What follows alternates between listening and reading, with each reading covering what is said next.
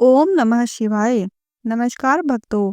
आज की इस वीडियो में हम चर्चा करेंगे श्री शिव महापुराण के तृतीय पार्वती खंड के अध्याय 48, 49 एवं 50 की कथाओं के बारे में। इससे पूर्व के सभी अध्याय मैं अपने चैनल पर अपलोड कर चुकी हूँ। चैनल पर जाकर आप उन सभी कथाओं का श्रवण कर सकते हैं। तो आइए आज की कथा का श्रवण करते हैं। अध्याय 48। इस अध्याय के अंतर्गत हिमालय द्वारा कन्यादान का वर्णन किया गया है। ब्रह्मा जी बोले, उसी समय हिमालय पुरोहित गर्गाचार्य ने हिमालय और मैना को यथोचित बैठाकर उनसे कहा कि अब कन्यादान कीजिए। हिमालय ने अर्घ्य पाद्य सहित वस्त्र और चंदन देकर वर का वरण किया। तिथि आदि का कीर्तन हुआ।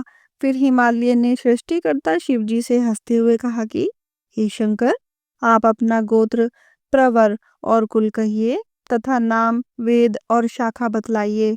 हिमालय के इस प्रकार कहने पर चिंता रहित भगवान शंकर चिंतित हो गए और उनसे कुछ भी कहते न बना।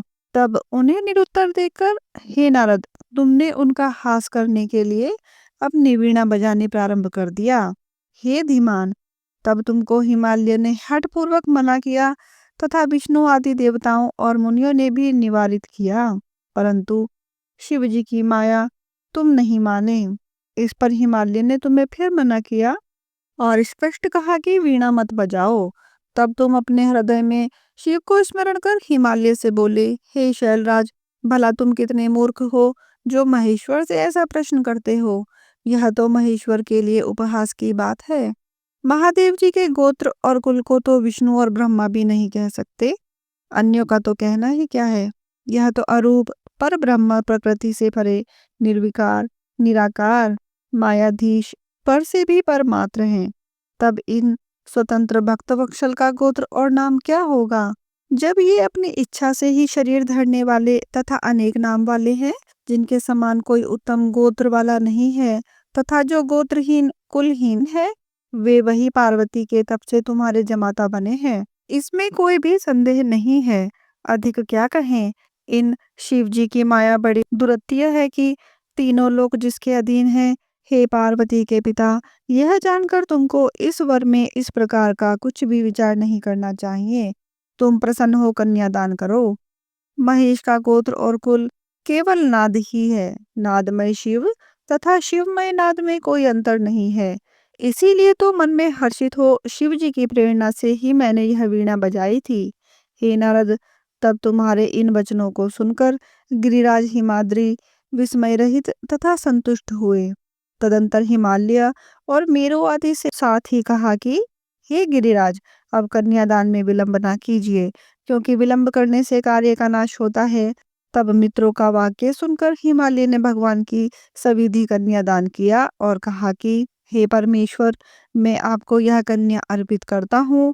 आप इसे अपनी भार्या कल्पित कर प्रसन्न होइए। फिर तो मंत्रों द्वारा हिमाचल ने महाशिव भगवान को अपनी कन्या दान की। हिमाचल के बंधु वर्गों ने शिवा का पूजन कर शिव जी को सुद्रव्य दान दिए। हिमाचल ने भी दहेज में नाना प्रकार के द्रव्य दान किए। विविध प्रकार की रत्न जड़ित पात्र दान किए।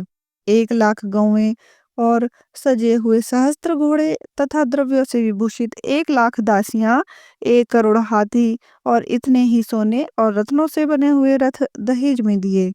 इस प्रकार अपनी पुत्री पार्वती को शिव जी के लिए विधि पूर्वक अर्पित कर हिमाचल कृतार्थ हुए। वेद पाठी ब्राह्मणों ने पार्वती जी का शिव जी के साथ महोत्सव अभिषेक किए। बड़ा आनंद और उत्सव हुआ। इति श्री शिव महापुराण तृतीय पार्वती खंड का 48वां अध्याय समाप्त। बोलिए मेरे बाबा भोलेनाथ की जय। माँ भगवती अम्बा पार्वती की जय। 49वां अध्याय। इस अध्याय के अंतर्गत ब्रह्मा का मोह, इसके बारे में वर्णन किया गया है। ब्रह्मा जी बोले, तब उस समय ईश्वर ने ब्राह्मणों द्वारा स्थापित की हुई अग्नि में पार्वती को गोद में बिठाकर हवन किया। वेद मंत्रों द्वारा अग्नि में आहुतियां दी तथा मैनाक ने जलांजलि प्रदान की, अर्थात लावा पर्छन किया। पश्चात शिव तथा पार्वती जी ने विधि पूर्वक अग्नि की परिक्रमा की। उस समय जो मुझ ब्रह्मा ने पार्वती जी के मुख चंद्र का अवलोकन किया, तो उनके दर्शन से मेरा मन क्षुब्ध हो उठा। मेरा वीर्य पृथ्वी पर पतित हो गया। मैंने लज्जित हो उसे अपने चरणों से छिपा दिया और गुप्तांग का मर्दन कर दिया। यह बात शिवजी जान गए। वह अत्यंत कुपित हो मुझे मारने उठे। चारों ओर हाहाकार मच गया। विष्णु आदि देवता शिवजी की स्तुति करने लगे। बड़ी स्तुति की। तब शिवजी ने दया कर अभयदान दिया। विष्णु आदि सब देवता और मुनि कुछ मुस्कुराकर पुनः परमोत्सव करने लगे। इधर मेरा मर्यादित वीर्य कण कण हो गया, जिससे हजारों बालखिल्य ऋषि उत्पन्न हो तत्काल मुझे पिता पिता कहने लगे। इससे तुम कुपित नारद ने उन बालखिल्यों को गंधमादन पर्वत पर चले जाने की आज्ञा दी। वे शंकर भगवान को नमस्कार कर गंधमादन पर्वत पर तप करने चले गए और विष्णु आदि देवताओं से आश्वासित मैं निर्भय समर्थ शंकर जी की स्तुति करने लगा। हाथ जोड़कर बहुत प्रणाम किया। तब शिव जी ने प्रसन्न होकर मुझे सृष्टि रचने का वर दिया। सबको आनंद हो गया। इति श्री शिव महापुराण तृतीय पार्वती खंड का 49वां अध्याय समाप्त। बोलिए मेरे बाबा भोलेनाथ की जय। माँ भगवती अम्बा पार्वती की जय। 50वां अध्याय। इस अध्याय के अंतर्गत शिव जी द्वारा सिंदूरदान तथा कोहबर और स्त्रियों द्वारा हास विलास वर्णन के बारे में चर्चा की गई है। ब्रह्मा जी बोले, हे नारद, फिर तो मैंने मुनियों को साथ लेकर शिव आज्ञा से पार्वती और शंकर के विवाह का शेष कार्य कराया।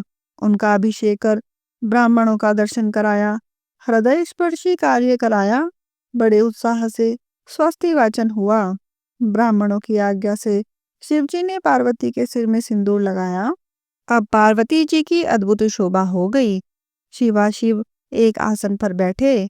फिर मैंने आज्ञा दी तो दोनों अपने स्थान पर आकर मिष्ठान का भोजन किए। लौकिक रीति से विवाह का सब कृत्य हुआ। शिव जी ने विधि पूर्वक आचार्य के लिए गौ दान किया। अनेकों मांगलिक वस्तुओं का दान हुआ। अनेकों रत्न और करोड़ों प्रकार के द्रव्य तथा 100 सोने की मुद्राएं ब्राह्मणों को दान दी गई। सभी देवता और चराचर जीव मन में प्रसन्न हो जय जयकार करने लगे। चारों ओर से मंगलगान और आनंदवर्धक बाजों की ध्वनि हो रही थी। मैं तथा विष्णु आदि देवता अपने अपने स्थान को चले गए। फिर हिमालय के नगर की स्त्रियां शिव और पार्वती को कोहबर स्थान में ले गई। लोकाचार कर अनेकोत्सव किया गया। फिर सब कृत्यों से निवृत्त हो सुंदर घर में लिवा ले गई। कुछ पुलकित हंसी हुई। जय ध्वनि के साथ कटाक्ष करती हुई स्त्रियों ने गांठ खोली। अपने घर में शिव जी को स्थित देख सब अपने भाग्य की प्रशंसा करने लगे। नव दंपतियों को देखने के लिए स्त्रियों का भारी जमाव हो गया।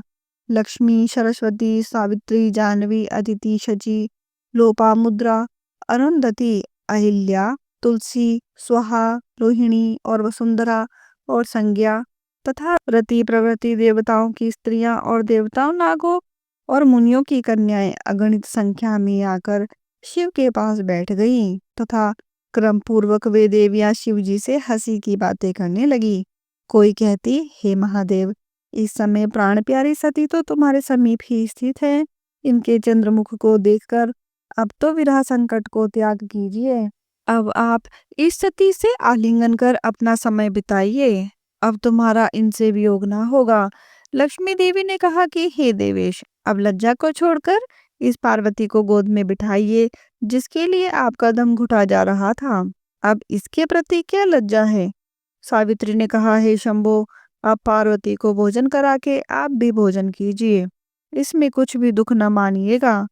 फिर इनको आचमन कराकर आदर सहित पान खिलाइए। जानवी ने कहा, अब कंघी लेकर अपनी प्राणेश्वरी के बालों को सुलझाइए। सुहागन स्त्रियों के लिए इससे बढ़कर और कौन सा सुख है। इसी प्रकार सब श्रेष्ठ स्त्रियों ने शिव जी से हंसी की। तब शिव जी बोले, हे देवियों, आप सभी साध्वी जगत की माता हैं। मैं तो आपका पुत्र हूँ। फिर आप मुझसे यह सब क्या कहती हैं? शंकर जी का ऐसा वचन सुन देवताओं की स्त्रियां लज्जित हो गई तथा चुप हो पुतली के समान चित्रलिखित सी रह गईं। और शिव जी ने मिष्ठात्र का जलपान कर तांबूल ग्रहण किया। इति श्री शिव महापुराण तृतीय पार्वती खंड का 50वां अध्याय समाप्त। बोलिए मेरे बाबा भोलेनाथ की जय। माँ भगवती अम्बा पार्वती की जय। आशा करती हूँ कि मेरे बाबा भोलेनाथ की यह परम दिव्य कथा आप सभी को प्रिय लगी होगी। यदि आपको यह कथा प्रिय लगी है तो कमेंट बॉक्स में ओम नमः शिवाय अवश्य लिखें। वीडियो को लाइक करें, शेयर करें और मेरे चैनल को सब्सक्राइब करना ना भूलें। धन्यवाद।